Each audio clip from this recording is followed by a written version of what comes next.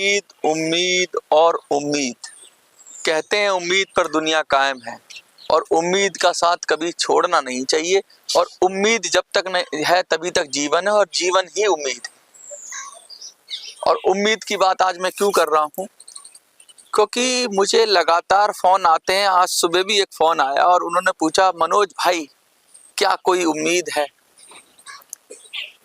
अगर उम्मीद ना हो, उम्मीद यानी कि कुछ होने की संभावना, प्रोबेबिलिटी, उम्मीद कम या ज्यादा हो सकती है लेकिन उम्मीद होती जरूर है। तो आज इसी उम्मीद को लेकर हम बात करेंगे, इसी उम्मीद को हम डिस्कस करेंगे और इस उम्मीद की संभावना को, प्रोबेबिलिटी को, हैपनिंग को कितना बढ़ा सकते हैं हम, इस विषय पे बात करेंगे। महाराष्ट्र चुनाव में नोटा का इस्तेमाल आपने किया।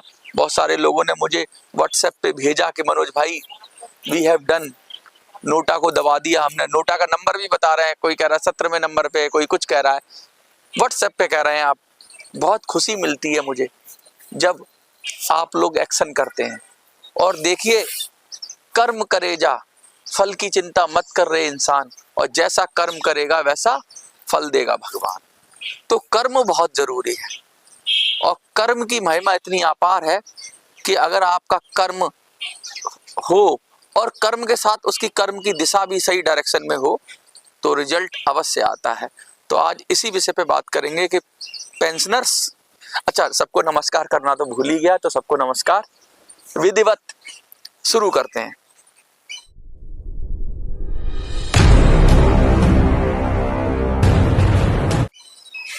देखिए, अक्सर ये लोग पूछते हैं कि भाई उम्मीद है कुछ, मनोज भाई उम्मीद है कुछ, कब बढ़ जाएगी पेंशन, ये बहुत सारे सवाल आते हैं।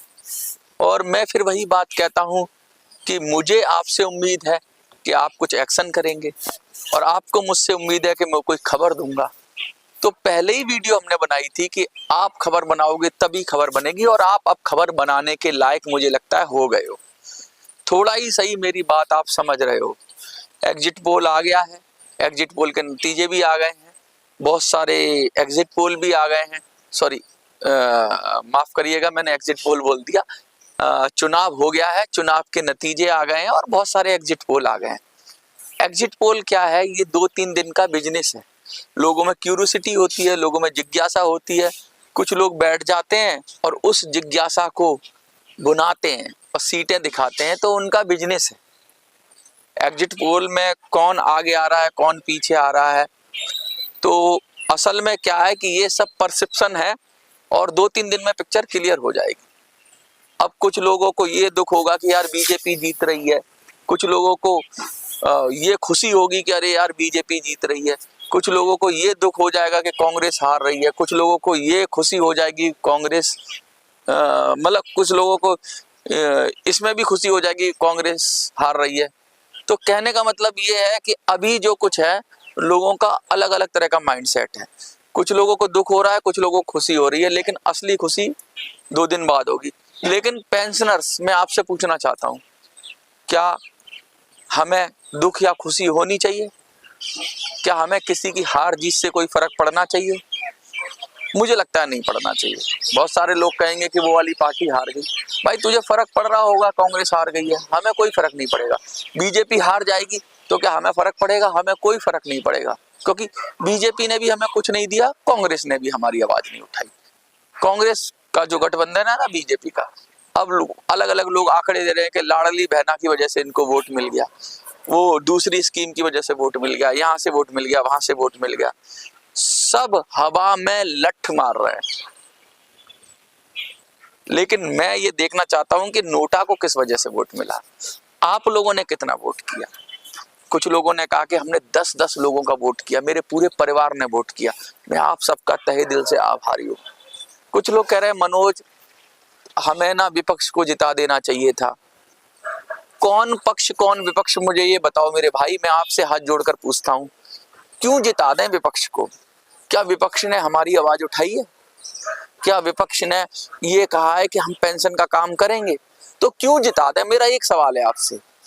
अच्छा, हम पक्ष को भी क्यों जिता दें, बीजेपी वालों को भी क्यों जिता दें? हम क्या बीजेपी वाले हमें कुछ दे रहे हैं?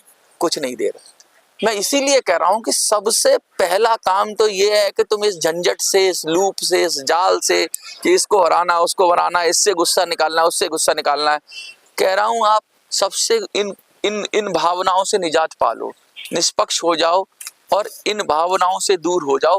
किसी को हराना, किसी को जिताने से आपकी सेहत पे कोई फर्क नहीं पड़ता। किसी का काम बिगाड़ने से आपका काम नहीं बनने वाला है, किसी का काम बनाने से भी आपका काम बनने वाला नहीं है। आपका काम अपना काम बनाने से ही बनेगा और आपका काम खुद के ऊपर काम करने से बनेगा। तो जैसे जैसे आप इकट्ठे हो जाओगे, जैसे जैसे संगठित हो जाओगे, अपनी काम को आप खुद तैयार करोगे। और ये बहुत बड़ी बात है आपके लिए। आपको मैं बता दूं कि ये जो आप कर रहे हो, ये बहुत बड़ा क्या बोलते हैं प्रयास है। क्यों? आपको हम किसी ना किसी तरह की मानसिक गुलामी के शिकार हैं। मानसिक गुलामी क्या? किसी के खिलाफ अगर पारिवारिक किया, कहते हैं पुश्तों से नफरत चली आ रही तो वो हमारे दिमाग में है। किसी समाज के प्रति हमारे पे पुश्तों से घृणा चली आ रही तो हमारे दिमाग में, किसी पार्टी के खिलाफ पुश्तों से अगर हमारे दिमाग में नफरत चली आ रही तो हमारे दिमाग में, किसी पार्टी पे पुश्तों से हमारे को वोट देने का चलन चला रहा है तो वो हमारे दिमाग में। इससे निजात पाने की जरूरत है। क्यों? अरे हमारे तो दादा परदादा बीजेपी को वोट देते थे इसलिए हम भी देंगे, या उसको देते थे, जनसंघ को देते थे, या फिर बीजेपी को देने लगे इसलिए हम वोट करेंगे। अरे हमारा बचपन से ही कांग्रेस ही था इसलिए कांग्रेस को वोट करेंगे। भाई ये पार्टियां इसलिए नहीं है कि आप इन्हें एक धर्म की तरह फॉलो करने लग जाओ। धर्म फॉलो करो, कोई बात नहीं है, अपना अपना जो रिलीजन फॉलो करते हैं करो, वो आपका चला आ रहा है आपको, तो वो आपके जीवन में ज्यादा कुछ करता नहीं है, वो आपका व्यक्तिगत विषय है। लेकिन राजनीति को कभी भी एक तरह से फॉलो नहीं करना चाहिए। ये बदलाव की बात होनी चाहिए, यहाँ पर सजग रहना चाहिए। और जिंदा कौमें 5 साल इंतजार नहीं करती, जिंदा कौमें किसी पार्टी के साथ बंद कर नहीं रहती, जिंदा कौमें किसी विचार की गुलाम नहीं होती, जिंदा कौमें किसी पार्टी की गुलाम नहीं होती, और जिंदा कौमें जो होती हैं वो अपने विवेक से निर्णय करती हैं। आप जिंदा कौम बनो, यही मेरा प्रयास है। और ये प्रयास उम्मीद जगाता है। मुझे भी एक उम्मीद है कि जैसे आपको उम्मीद है कि पेंशन की खबर आएगी, मुझे उम्मीद है कि आपका माइंड सेट चेंज होगा। ये रोज रोज कहते हैं ना कि रोज रोज ये सोचते रहना कि आज खबर मिल जाएगी, कल खबर मिल जाएगी। खबर कब आएगी? खबर तो तब आएगी जब खबर के लिए कुछ किया जाएगा। बीरबल की खिचड़ी कभी पकेगी नहीं, हवा में कभी महल बनेगा नहीं। तो ये सोचते रहना और उसके लिए कोई प्रयास नहीं करना, सिर्फ खबर के आश्रय बैठना, ये मृगमरीचिका है। ये आपके दिमाग को कैप्चर कर लेता है और फिर आपको पंगु बना देता है। हमारे जंतर मंतर पे हमारे कुछ ऐसे भी आते हैं जिनको प्रधानमंत्री बनना है। अब उनसे पूछा जाए कि तुम प्रधानमंत्री बनना चाहते हो तो तुम्हारे लिए रास्ता क्या है? सबको मंजिल पता है, रास्ता किसी को नहीं पता, और रास्ते पे चलने की कोई जद्दोजहद भी नहीं करना चाहता। सब चाहते हैं कि मिल जाए, थाली में सजा के उनको पेंशन मिल जाए या थाली में सजा के प्रधानमंत्री पद मिल जाए। जीवन में ऐसा नहीं होता, जीवन में संघर्ष होता है, हर स्तर पे संघर्ष होता है। और अपने लिए जिए तो क्या जिए, तू जी मेरे दिल जमाने के लिए। कहने का मतलब ये है कि भाई बहुत सारे लोग कहते हैं कि मुझे आप पर भरोसा है। मैंने कहा देखिए, आप ये कहा करो कि मनोज भाई जैसा मैं सोचता हूँ वैसा ही आप सोचते हो, तब तो मुझे अच्छा लगेगा। मुझ पर भरोसा करना यानी मेरे फॉलोअर बन जाओगे आप, और मेरे फॉलोअर बन गए तो मैं भी अगर कहीं गलत ट्रैक पे चला गया तो आप भी गलत ट्रैक पे चले जाओगे। मेरा कहने का सिर्फ मतलब ये है कि क्या पता मेरे विचार जैसे मैं सोचता हूँ आप भी वैसे सोचते हो, तो हम बराबर के पायदान पे खड़े हुए हैं। मैं इधर खड़ा हूँ, आप उधर खड़े हुए, लेकिन आपके विचार मुझसे मिल जाते हैं, मेरे विचार आपसे मिल जाते हैं, इसलिए आप वीडियो देख लेते हो। और ऐसे लोग बड़े कम होते हैं, लेकिन जो कहते हैं ना जो इतिहास बनाते हैं वो कम लोग होते हैं। मुश्किल से 200, 500, 1000, 2000, 4000, 5000 लोग इतिहास बनाते हैं, और ये अल्पसंख्यक ही होते हैं। बड़े बड़े लीडर्स अल्पसंख्यक हुए, तो यही लोग बदलाव करते हैं। अब आप पेंशनर में समझते हो कि सारे पेंशनर खड़े हो जाएंगे? कुछ तो पेंशनर इसलिए गाली दे रहे हैं कि यार किसी की दुकान बंद हो जाएगी तो इसको गाली दे दो या उसको गाली दे दो। उन्हें कोई पेंशन से मतलब नहीं है। वो पेंशन पेंशनर को पार्टी का कार्यकर्ता की तरह देखना चाहते हैं कि हमारी बीजेपी का कार्यकर्ता है, हमारी कांग्रेस का कार्यकर्ता है, हमारे को फायदा दे देगा, हमारे को नुकसान दे देगा। तो बस इतना ही सोच भर है उनको कि हम पेंशनर का को कैसे बेवकूफ बना के अपनी पार्टी में वोट डलवा लें। बस इतनी सी सोच है उनकी। इस सोच से बाहर निकलना है, इस सोच से आगे जाना है, और इस सोच से आगे तब जाओगे जब किसी विचार के गुलाम नहीं रहोगे, किसी के प्रति आपके मन में द्वेष की भावना नहीं होगी। बहुत सारे लोगों के अंदर घृणा की भावना है। जैसे यहाँ पे आते हैं जंतर मंतर पे बहुत सारे लोग, वो कहते हैं बीजेपी बहुत बुरी है, तो तुम्हें अच्छा कौन लगता है? अच्छा कोई नहीं है, बीजेपी बुरी है। इसी तरह बहुत सारे आते हैं कि कांग्रेस तो देश को बांट के खा जाती है, कांग्रेस तो लूट के खा जाती है देश को, कांग्रेस ने तो देश के टुकड़े करे हैं। तो अच्छा कौन है? क्या अच्छा पता नहीं, लेकिन कांग्रेस नहीं आनी चाहिए। गुंडा मवाली आ जाए, कोई भी आ जाए, कांग्रेस का कैंडिडेट नहीं आना चाहिए। ऐसे क्या कोई भी आ जाए लेकिन बीजेपी नहीं आनी चाहिए। अरे भैया, आप किसको लाओगे ये तय आपको करना है। आप सही को लाओ, ना कि गलत के चक्कर में लगे। तो वो गलत है, वो गलत है, वो गलत है, तो सही कौन सा है? कांग्रेस वाले दिखा देंगे बीजेपी की 50 गलतियां, बीजेपी वाले दिखा देंगे कांग्रेस की 50 गलतियां। अरे तुम दोनों ही तो गलत हो, सही कौन है? मुद्दा तो दबी गया।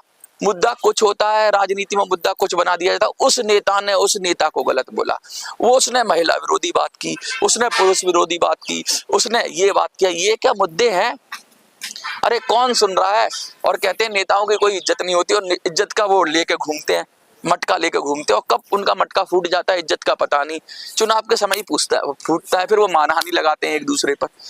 ये जो आपको भ्रम जाल फैलाते हैं, ये जो इंद्र जाल फैलाते हैं, जिसमें आप फंस जाते हो। और कुछ लोग तो इसे एंजॉय भी करते हैं। एक फिल्म से ज्यादा एंटरटेनमेंट पॉलिटिक्स में होता है। अरे इसने ये बोल दिया, उसने ये बोल दिया, और न्यूज चैनल्स को भी हाईलाइट मिलता है, खबर मिलती है। उल्टा सीधा जो बोल देता है वो जितना कहते बदनाम होगा तो क्या नाम ना होगा। तो ये सब चीजें चल रही हैं। लेकिन इन सब चीजों के बाद अब हम बात आ जाते हैं उम्मीद पे। देखिए, उम्मीद की मैं सबसे पहले आपको, अगर मैथमेटिक्स आप लोग जानते हो, मैथ्स जानते हो, तो एक टर्म आता है वहां पे प्रोबेबिलिटी यानी संभावना। किसी चीज की संभावना कितनी होती है वो उसके एक्शन पे निर्भर करता है। तो अब देखिए, मैं चाहता हूं कि आज से 6 महीने से पहले जब हम और आपने शुरू नहीं किया था, तो पेंशन की संभावना मुझे लगता है 0 के आसपास थी कि पेंशन बढ़ेगी। क्योंकि जिस तरह से लीडरशिप चल रही थी, जिस तरह से और लोग चल रहे थे, जिस तरह से आंदोलन हो रहा था, उसमें उनकी सब लोग एक्सपोज हो रहे थे वो कि यार ये तो कुछ कर ही नहीं रहे हैं, ये तो बेवकूफ बना रहे हैं, गोल गोल घुमा रहे हैं, गोल आंदोलन उपोषण, आंदोलन उपोषण, आंदोलन उपोषण। और जब कुछ कहना उन नेताओं से मिलके और अपने चेहरे चमका रहे थे, ना कि पेंशन का काम कर रहे थे। तो ये लोग एक्सपोज हुए इलेक्शन में। तो कम से कम ये चीज तो हटी कि आप एक भ्रम से बाहर निकले। अब आगे की संभावना देखो, अब संभावना कितनी है। जब दिल्ली का चुनाव मैंने लड़ा था तो मुझे लगता है संभावना 1% के करीब थी कि क्या पता दिल्ली में कुछ बदलाव हो जाए। जब हम हरियाणा में गए तो संभावना और बढ़ी।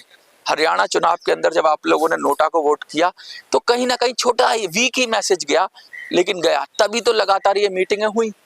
ये मीटिंग कैसी हुई कि महाराष्ट्र में गड़बड़ ना कर दें।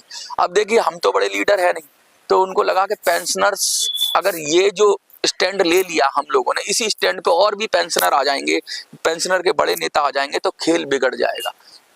सरकार समझ गई थी कि महाराष्ट्र का खेल बिगड़ जाएगा अगर पेंशनर के नेता भी इस लाइन पे आ गए जिस लाइन पे हम लोग चल रहे थे नोटा के। तो उन्होंने पेंशनर के नेताओं को मैनेज कर लिया। जो पेंशनर के सिरमौर थे उनको मैनेज कर लिया। उनको सबसे पहले महाराष्ट्र से बाहर भेजा, इधर उधर प्रचार करवाया, उनसे मीटिंगें करी, ये किया वो किया, ये सब सिलसिला चलता रहा। तो कैसे ही करके वो अपनी इज्जत बचाने की कोशिश में लगे रहे। लेकिन आपने संभावना बढ़ा दी। अब उन नेताओं की लीडरशिप तो गई। इस महाराष्ट्र चुनाव के बाद कोई उनको पूछ रहा है तो मुझे लगता है चमचा ही पूछेगा। असली पेंशनर तो समझ गया कि ये लोग नकली हैं। तो अब क्या होगा?